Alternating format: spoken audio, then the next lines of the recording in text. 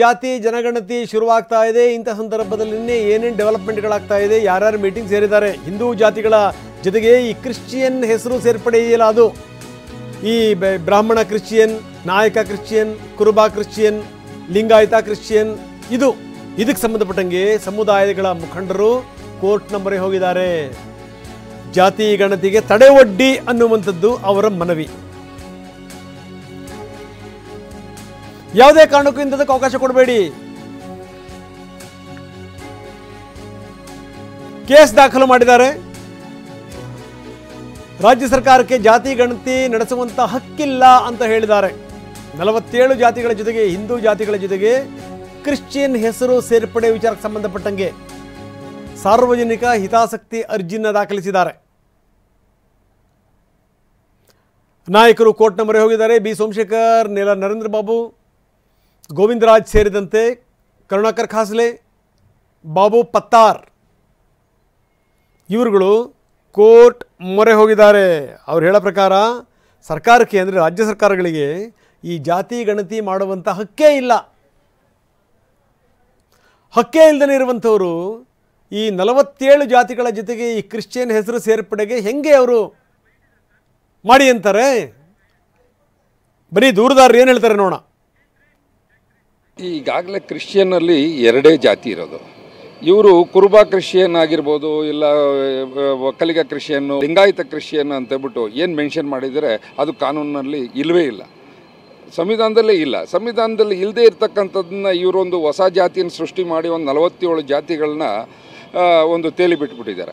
ಇದನ್ನು ಯಾರಿಗೆ ಅನುಕೂಲ ಮಾಡೋದಕ್ಕೆ, ಇಲ್ಲ ಯಾರಿಗೆ ಖುಷಿ ಪಡಿಸೋದಕ್ಕೆ ಅನ್ನೋದೇ ನಮ್ಗೆ ಅರ್ಥ ಆಗ್ತಾಯಿಲ್ಲ. ಇಲ್ಲ ವೋಟ್ ಬ್ಯಾಂಕ್ ರಾಜಕಾರಣನ, ಇಲ್ಲ ಇವ್ರದ್ದೇ ಆದ ಯಾರಿಗಾದ್ರೂ ಖುಷಿ ಪಡಿಸೋದಕ್ಕೆ, ಇಲ್ಲ ಅವರ ಡೆಲ್ಲಿ ನಾಯಕರನ್ನೇನ ಖುಷಿ ಪಡಿಸೋದಕ್ಕಂತ ನಮ್ಗೆ ಅರ್ಥ ಆಗ್ತಾಯಿಲ್ಲ.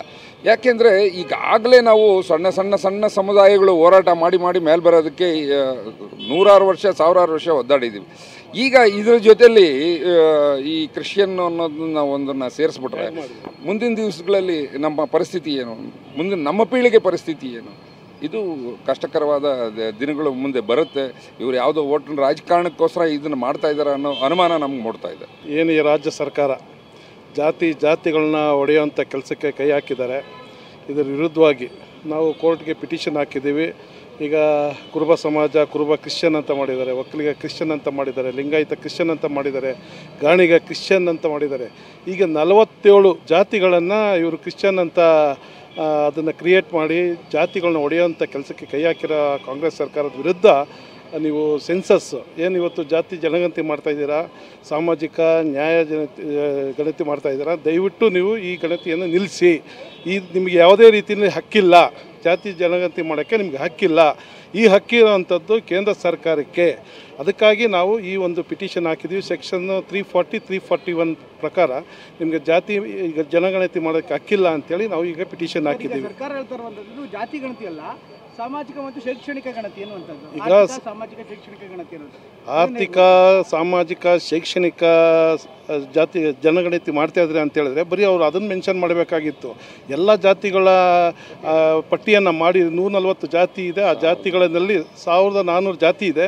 ಆ ಜಾತಿಗಳಲ್ಲಿ ನಮ್ಮ ಸಮಾಜಗಳನ್ನ ಯಾಕೆ ಇವರು ಕ್ರಿಶ್ಚಿಯನ್ ಪಟ್ಟಿನಲ್ಲಿ ಸೇರಿಸಿದ್ದಾರೆ, ಹಿಂದೂ ಸಮಾಜನ ಒಡೆಯುವಂಥ ಹುನ್ನಾರನ ನಿಮ್ದು ಅಂತೇಳಿ ನಾವು ಇವತ್ತು ಪಿಟಿಷನ್ನ ನಾವು ಹೈಕೋರ್ಟಲ್ಲಿ ಫೈಲ್ ಮಾಡ್ತಾಯಿದ್ದೀವಿ. ದಯವಿಟ್ಟು ನೀವು ಈ ಜಾತಿ ಜನಗಣತಿನ ಮುಂದೆ ಹಾಕಿ ಅಂತ ಹೇಳೋದು ನಮ್ಮೆಲ್ಲರ ಒಂದು ಆಗ್ರಹ.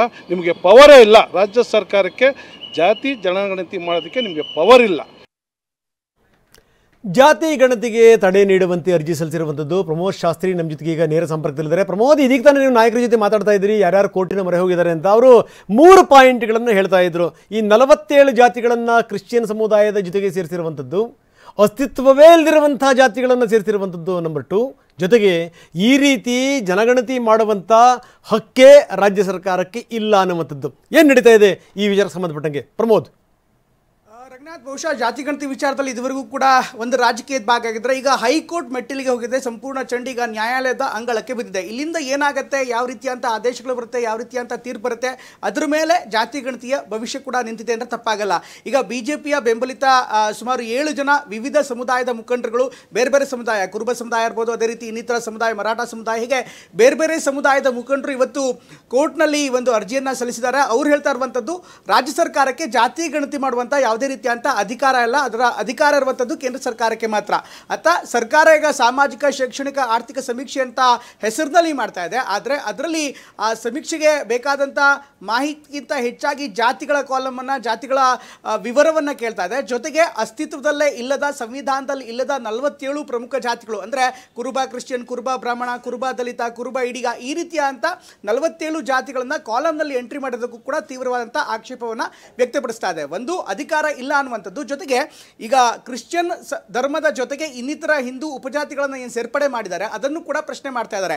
ಅವ್ರು ಹೇಳ್ತಾ ಇರುವಂಥದ್ದು ಈ ಕಾನೂನಲ್ಲಿ ಅಥವಾ ಸಂವಿಧಾನದಲ್ಲಿ ಅಥವಾ ಅಧಿಸೂಚಿತ ಪಟ್ಟಿಯಲ್ಲಿ, ಜಾತಿಯ ಅಧಿಸೂಚಿತ ಪಟ್ಟಿಯಲ್ಲಿ ಒಟ್ಟು 1400 ಜಾತಿಗಳಿವೆ.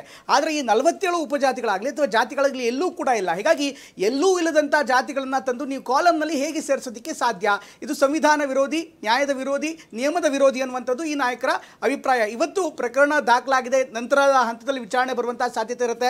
ಏನಾಗುತ್ತೆ, ಹೇಗಾಗುತ್ತೆ ಅದೆಲ್ಲವೂ ಕೂಡ ನಿಂತ್ಕೋಬೇಕಾಗುತ್ತೆ. ಅದರ ಮೇಲೆ ಎಲ್ಲವೂ ಕೂಡ ನಿಂತಿದೆ. ಇದರ ಜೊತೆಗೆ ರಾಜಕೀಯ ಒಂದು ಭಾಗ, ರಾಜಕೀಯದ ಹೊರತಾಗಿ ಈಗ ನ್ಯಾಯಾಲಯದ ಸಮರ, ಕಾನೂನಿನ ಸಮರ ಕೂಡ ಆರಂಭವಾಗಿದೆ. ರಂಗನಾಥ್, ಓಕೆ, ಧನ್ಯವಾದ ತಮ್ಮೆಲ್ಲ ಮಾಹಿತಿಗೆ ಪ್ರಮೋದ್. ಸೊ ಇದು ಸಂಗತಿ. ಜಾತಿ ಗಣತಿ ವಿರುದ್ಧ ಈಗ ಸಮುದಾಯಗಳ ಮುಖಂಡರು ಆಕ್ಷೇಪವನ್ನು ವ್ಯಕ್ತಪಡಿಸಿದ್ದಾರೆ, ಕೋರ್ಟ್ನ ಮೊರೆ ಹೋಗಿದ್ದಾರೆ. 47 ಜಾತಿಗಳನ್ನು ನೀವು ಸೇರಿಸಿದ್ದೀರಿ ಕ್ರಿಶ್ಚಿಯನ್ ಸಮುದಾಯದ ಜೊತೆಗೆ ಅಸ್ತಿತ್ವದಲ್ಲೇ ಇಲ್ಲದಿರುವಂಥ ಜಾತಿಗಳು.